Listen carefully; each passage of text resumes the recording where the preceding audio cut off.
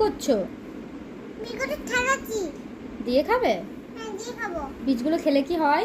বীজগুলো পেটে ব্যথা করে। পেটে পেটে ব্যথা করে। পেটে ব্যথা হয়? হ্যাঁ। ও, কেমন খেতে তরমুজটা? টেস্টি খেতে? কে এনেছে তরমুজ? বাবা। বাবা এনেছে? আর বন্ধুদের একবার দেখাও, খুলো না, এটা খুলো না।